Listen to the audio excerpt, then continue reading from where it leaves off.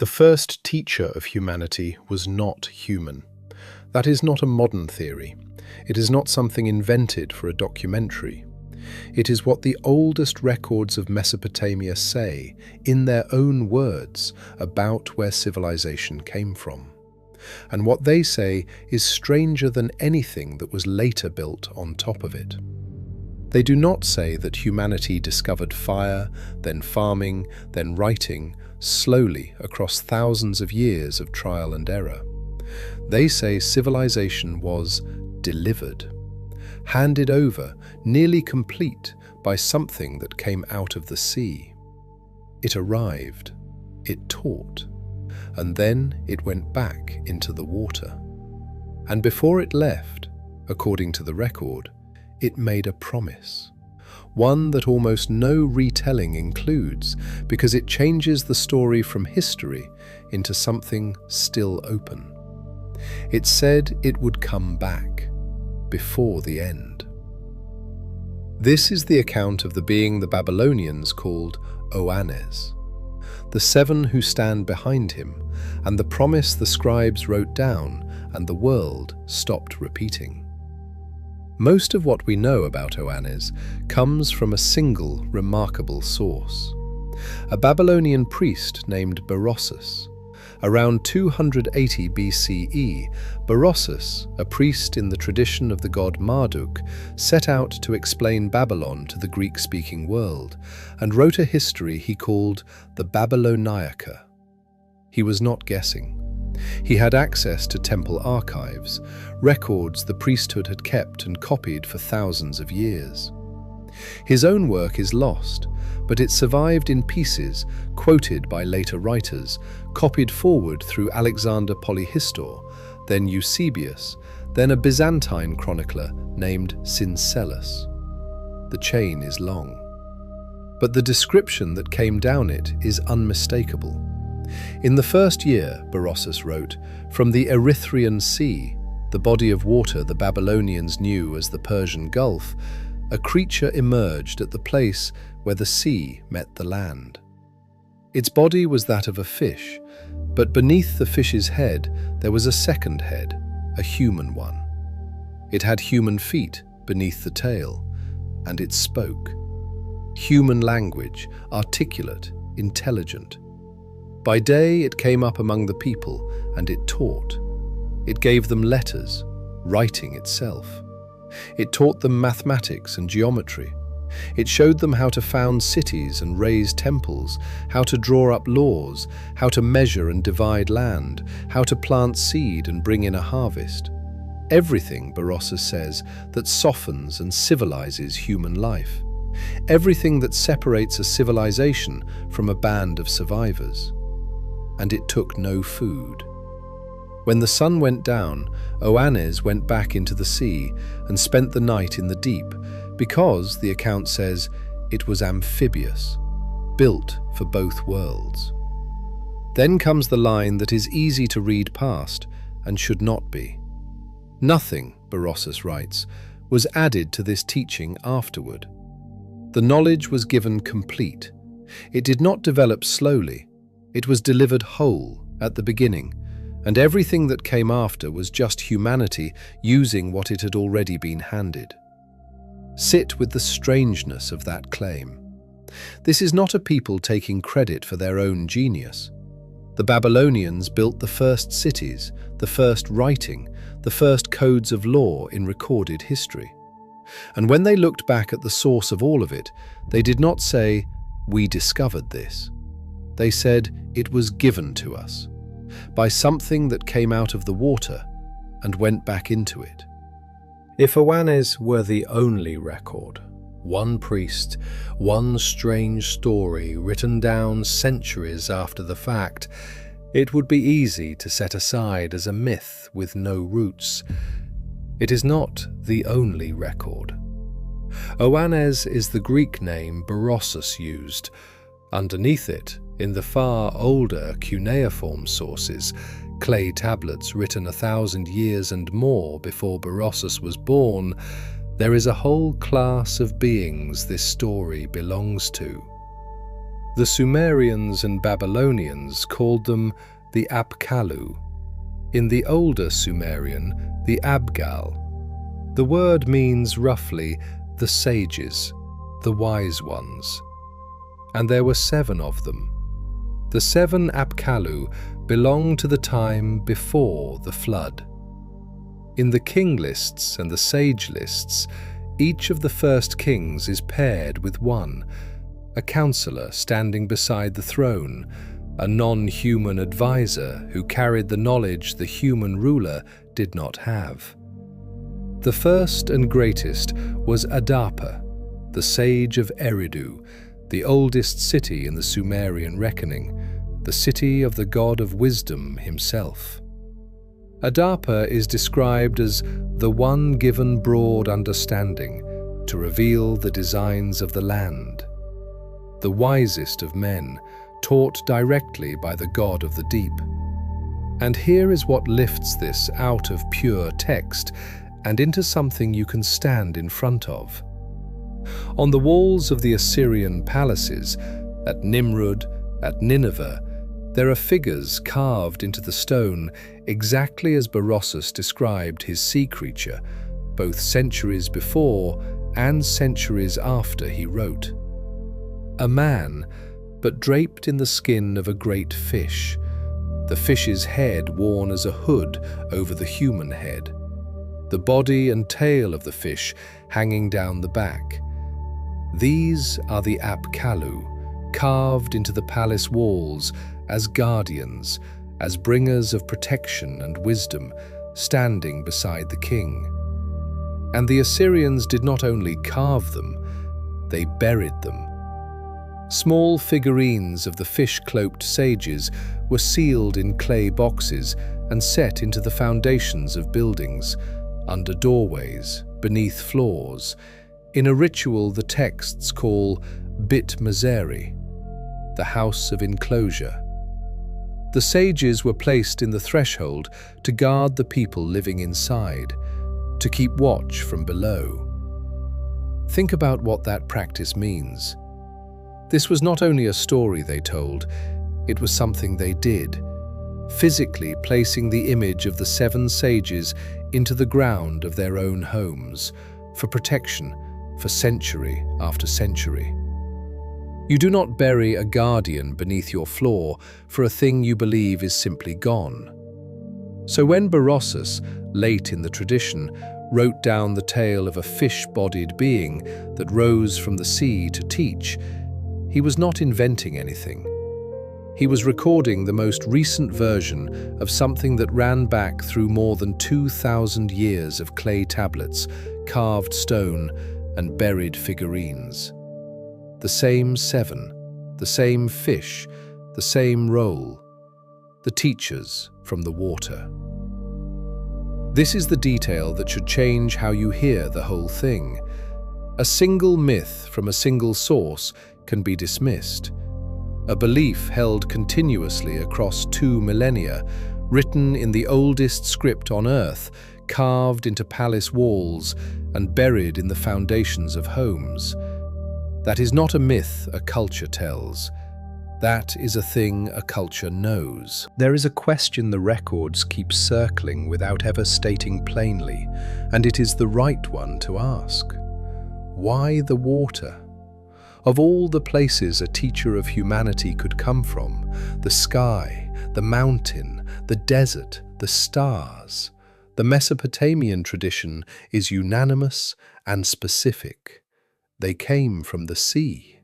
They returned to the sea. They lived in the deep and surfaced only to work. To understand why that matters, you have to understand what the deep was to these people. Beneath the world, in the Mesopotamian map of reality, lay the Apsu, the freshwater deep. Not the sea you sail across, the waters underneath everything. The source the rivers and the springs rose out of, the foundation the dry land floated upon. And the Apsu was not empty, and it was not feared as chaos.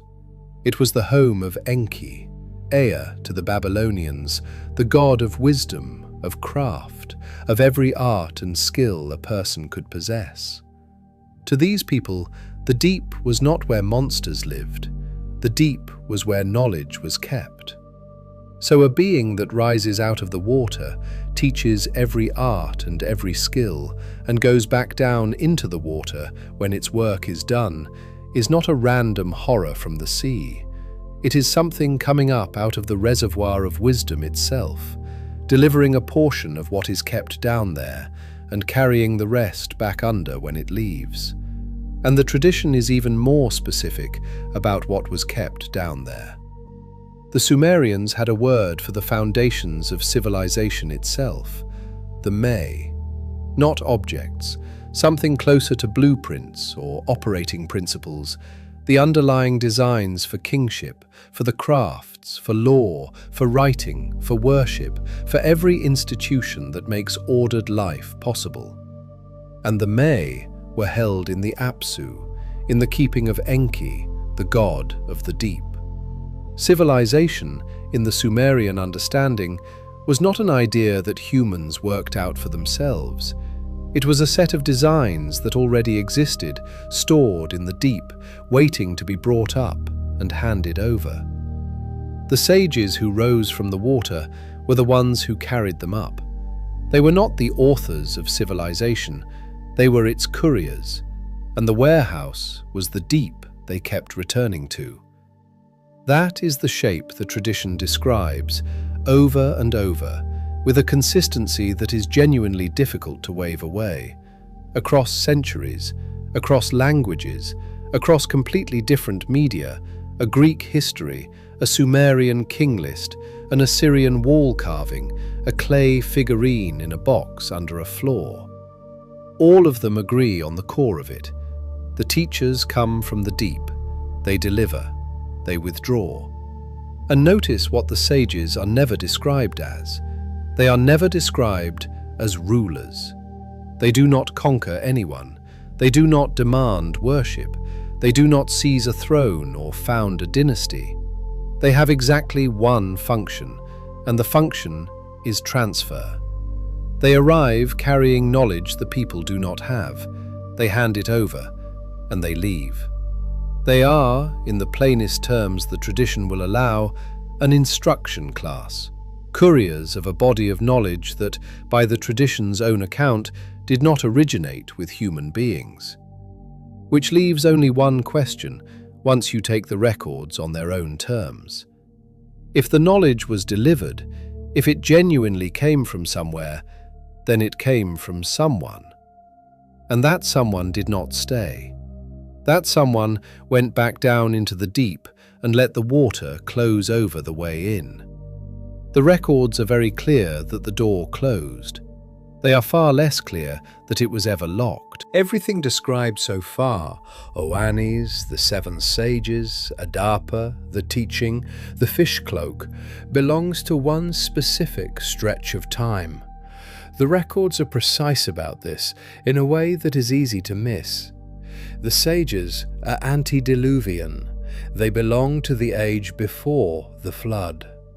In the Mesopotamian ordering of the past, there is a single event that splits all of history into before and after: the flood. The great deluge that nearly ended the human experiment. It is the same flood that survives far downstream as the story of Noah. But the Mesopotamians wrote it down more than 1,000 years before Genesis, with a survivor they called Ziusudra, and in later versions, Utnapishtim. To them, this was not a parable. It was the central catastrophe of the past, the line that everything else is measured against. The seven sages stand entirely on the far side of that line.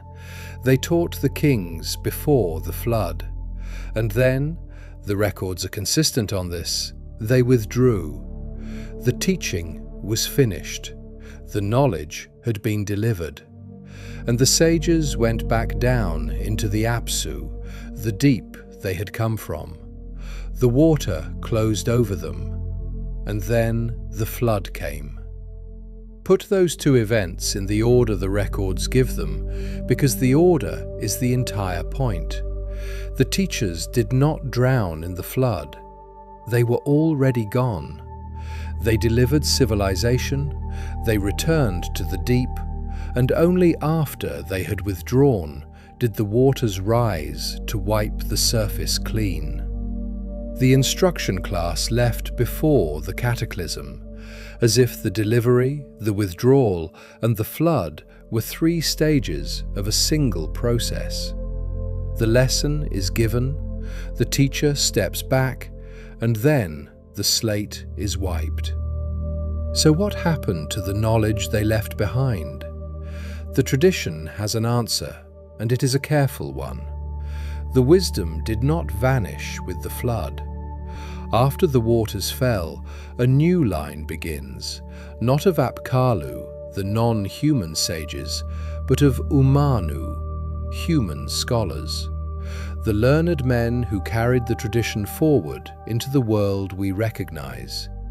And the texts draw this line explicitly. 7 non-human sages before the flood, then human scholars after it, descending from them, keeping the knowledge alive. The teachers themselves did not come back. Their knowledge was handed down to human keepers, and the door to the deep stayed shut. Stayed shut, but, again, the tradition never once says it was sealed against reopening. The sages withdrew into the Apsu. The Apsu did not cease to exist. In the map these people drew of reality, Enki's deep is still down there, still full of the knowledge that was never fully delivered, only sampled. The 7 gave humanity what it needed to begin. They did not give it everything they had. The rest went back down with them. And that is exactly the condition under which a promise to return would still be standing. Not a teacher who finished and died. A teacher who delivered the first lesson, withdrew to the place the rest of the knowledge is kept, and left the way back open. Here is the part the records preserve, and almost no modern retelling repeats. The withdrawal of the sages was never described as an ending. Go back to those buried figurines for a moment, the fish-cloaked sages sealed into the foundations of houses and palaces, and ask the obvious question. Why would a people bury the image of a being that was simply gone? You do not set a guardian into your threshold against something that left forever. You set it there because you believe it is still reachable, still present in some form in the deep beneath the floor. The burial of the sages was not a memorial. It was a connection, kept open deliberately for centuries. The tradition treats the sages the way you treat something withdrawn, not something destroyed. Present, but below. Gone from the surface, but not gone from the world. And in a worldview built entirely on cycles, the cycle of the river, the cycle of the seasons, the cycle of flood and renewal, a teacher who arrived at the beginning and stepped back before the end is not a teacher who is finished. He is a teacher between visits. And if this were only a Mesopotamian story, you could file it as one culture's strange origin myth and move on. It is not only Mesopotamian. The figure who comes from the water teaches a people everything they know and then leaves across the water with a promise to return, appears in too many separated traditions for anyone to have explained it away. In Mesoamerica, the Aztecs and the cultures before them told of Quetzalcoatl, the bringer of knowledge, of agriculture, of the calendar, who departed across the eastern sea and promised explicitly that he would return. The promise was so specific that when strangers later arrived from across that exact sea, an empire hesitated, because the record said someone was coming back. In the Andes, the people spoke of Viracocha, who came teaching the arts of civilization, and when his work was done, walked out across the water of the Pacific and vanished. Along the Mesopotamian coast itself, in a darker and older form, there was Dagon, the fish god, half man and half fish, the very same shape as the Apkallu. The Dogon people of West Africa preserved a tradition of the Nomo, amphibious beings who came from the water, brought knowledge to humanity, and would, they said, one day come back. And in India, the very first avatar of the god Vishnu is Matsya, the fish, who appears before a great flood, warns the one man who will survive it, and preserves the sacred knowledge through the deluge. The fish, before the flood, carrying the knowledge across, the same figure, the teacher from the water, the bringer of civilization, the one who left across the sea and is, in tradition after tradition, expected back. Separated by oceans, by languages, by thousands of years, with no contact between them that anyone has been able to trace, and telling, in their own words, the same story. This investigation will not tell you what that figure was. It will not tell you whether the promise will be kept, or when, or what before the end was ever meant to measure. What it can tell you is what the records actually say, stripped of everything that was layered on top of them later. The oldest account of where civilization came from is not a story of slow human progress. It is a story of delivery. Something rose out of the deep, gave humanity everything it needed to begin, and went back down into the water. It was not described as dying. It was not described as leaving forever. It was described as withdrawing into a deep that, in their map of the world, is still there, having said it would return before the end. The teachers are not, in the records, gone. They are, in the records, below, waiting. The figure of the teacher from the water turns up in more traditions than the 5 I named here, and the people most likely to have seen another one are watching this right now.